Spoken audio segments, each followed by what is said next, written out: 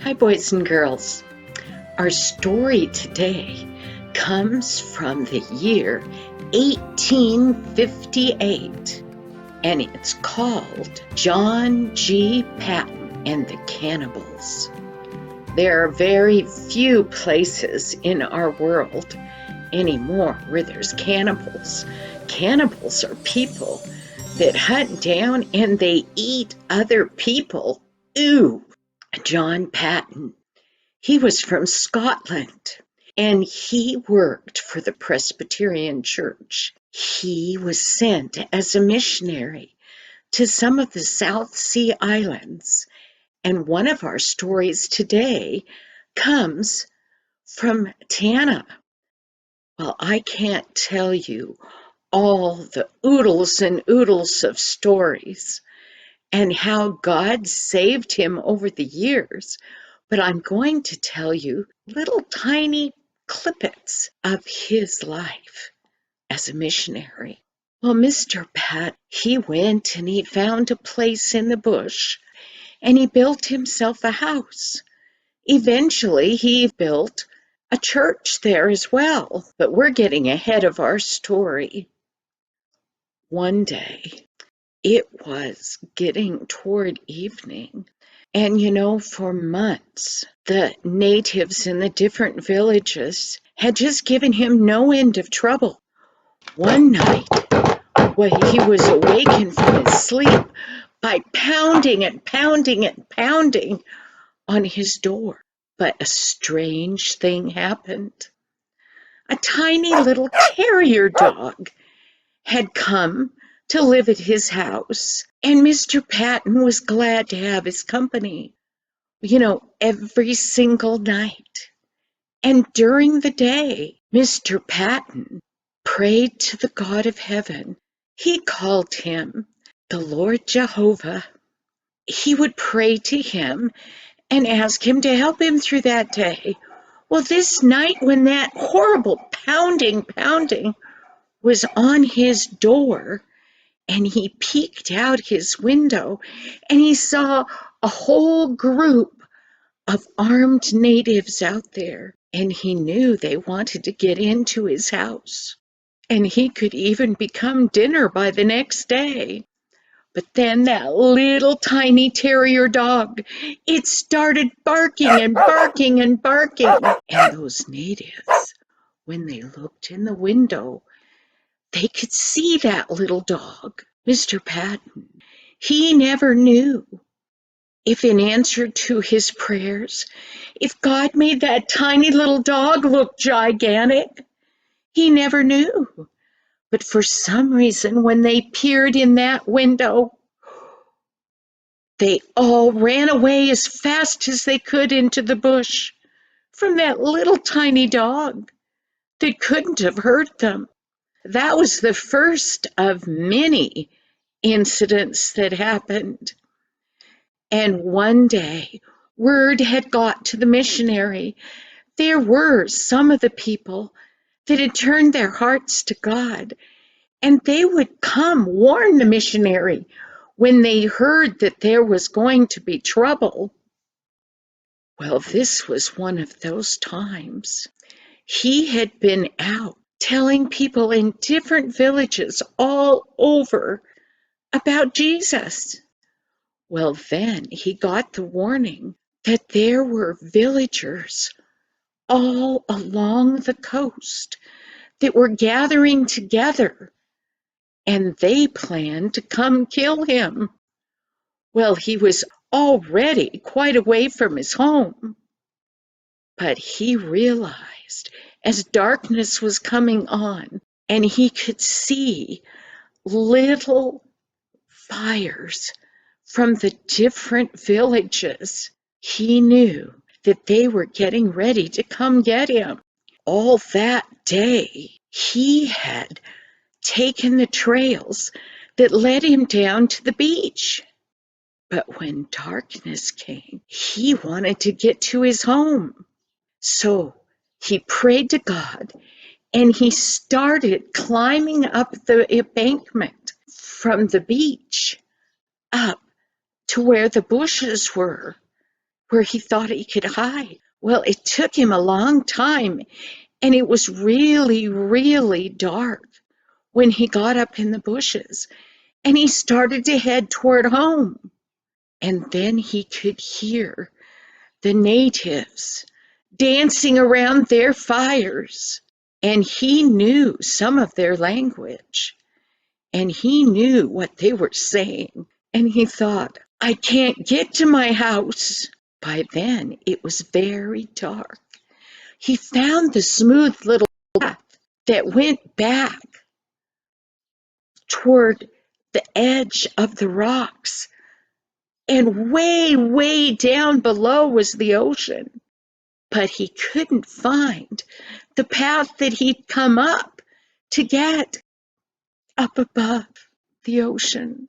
He looked everywhere, and he knew that if he was still up there when the sun came up, they would find him and kill him.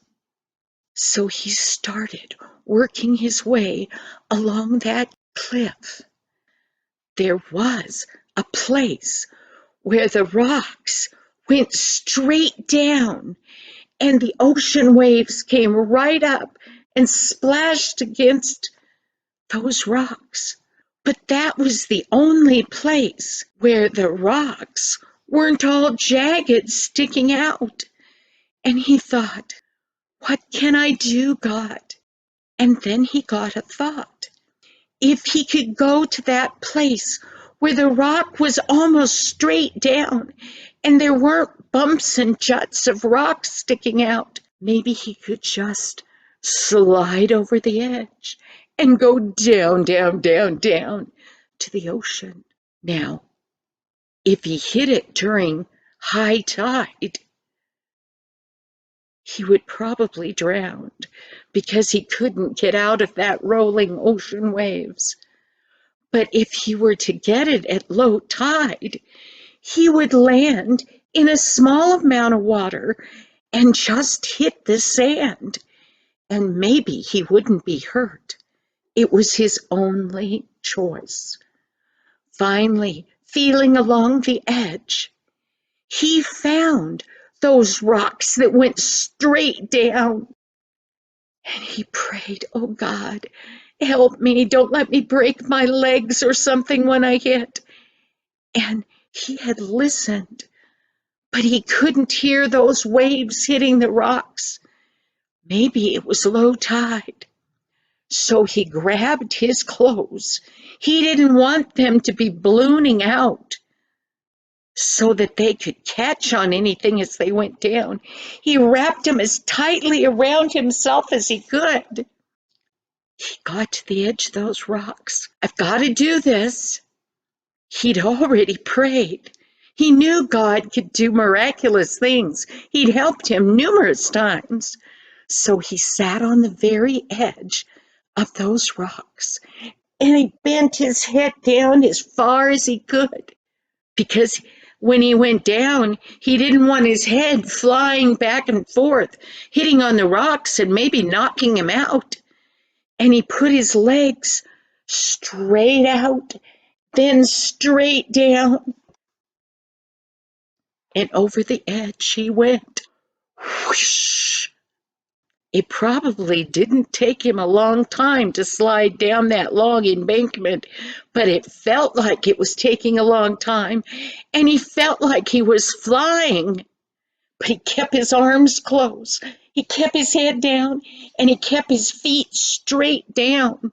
And when he got to the bottom, he had not hit any of those rocks as he went down, and he landed splash right in a small amount of water, and the soft sand was like it protected him from his fall.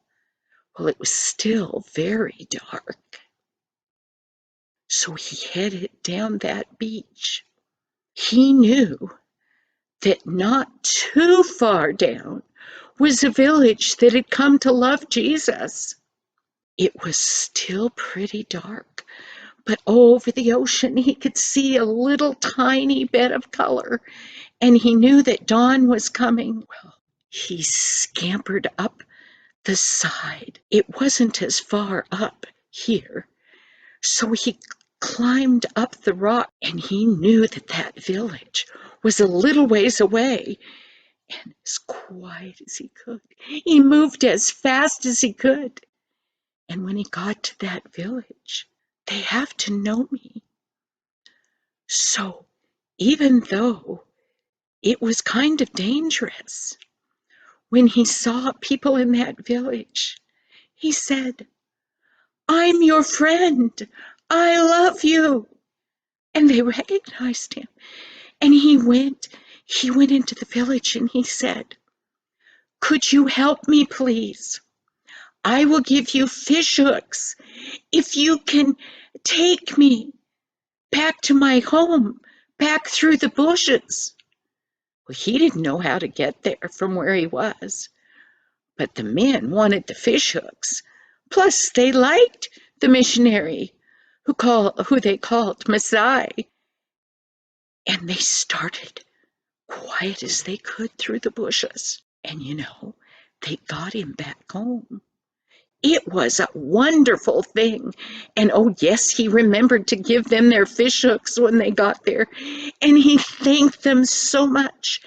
And they melted into the jungle and disappeared. Well, sometime after that, he was out working in his garden. And those natives were very quiet when they came. And when he looked up, here was a whole group of natives. And they were saying, "Kill him, kill him, kill him," in their language. And they had muskets, which was the type of gun they used in those days. And they had big, pointy spears.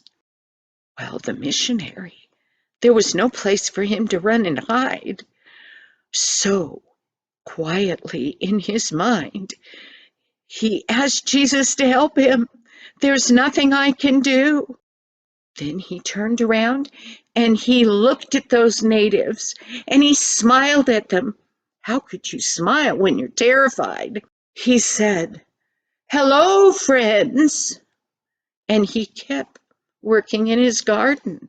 They got closer and closer and closer to him. But it was like nobody could fire those muskets.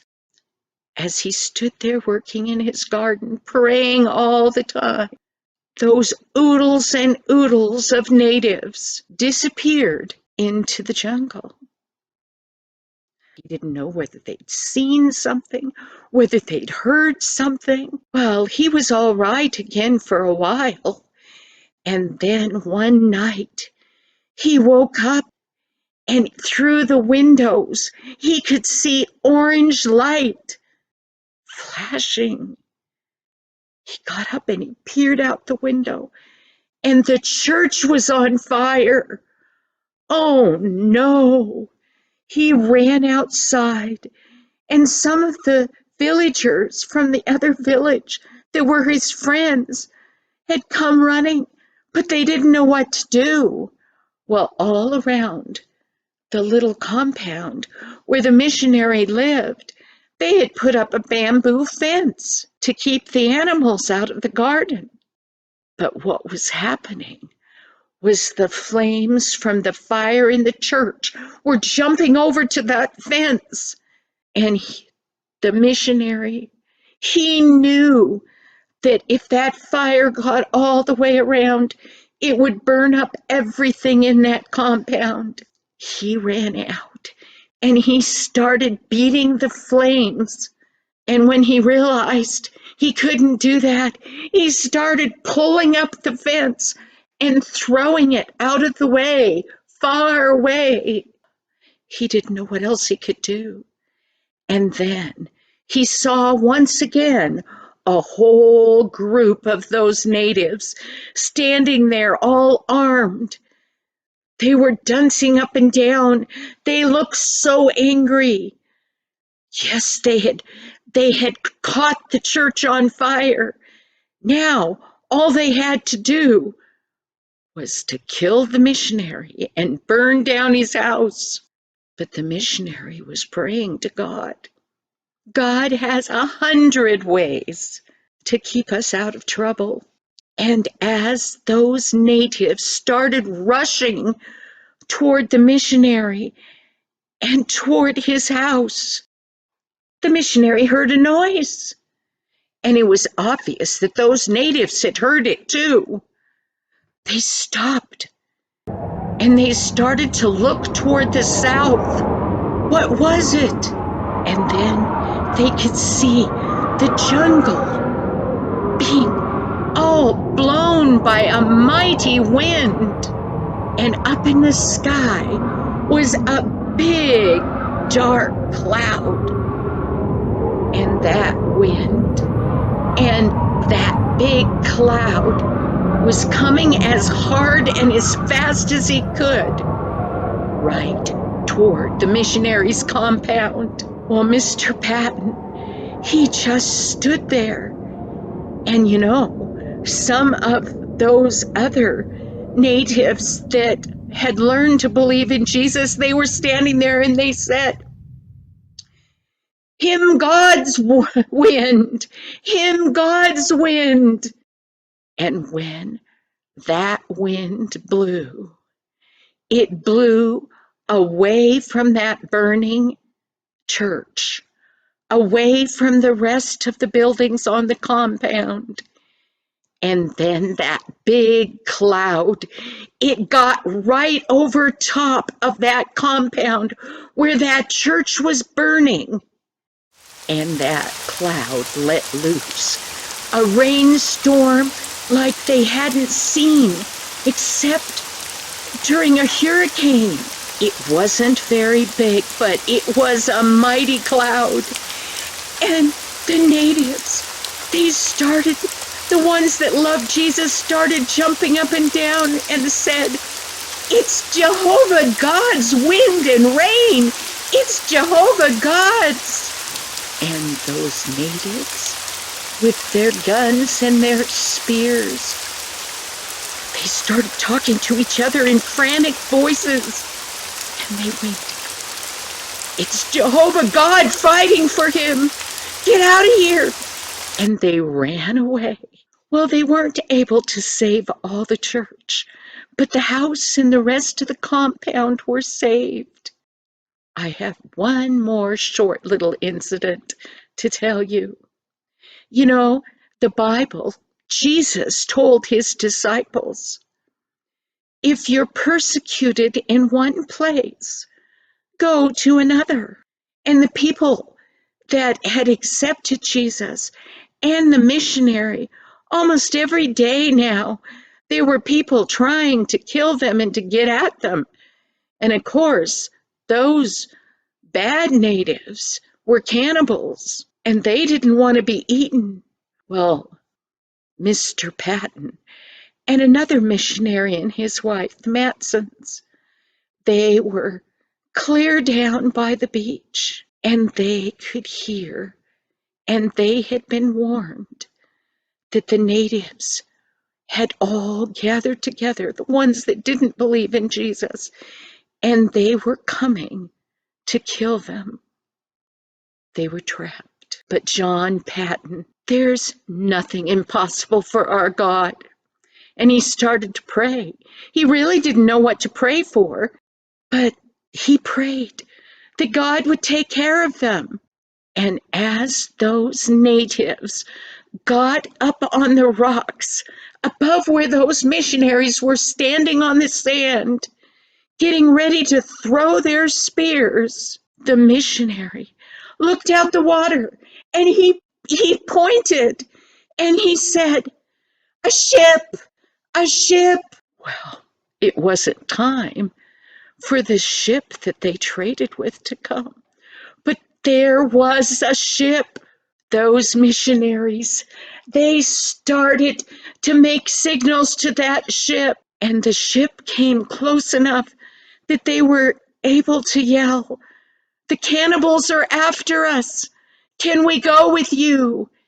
And they put down a little boat, And the men rowed, and they picked up those 3 missionaries, and they rowed back to that boat.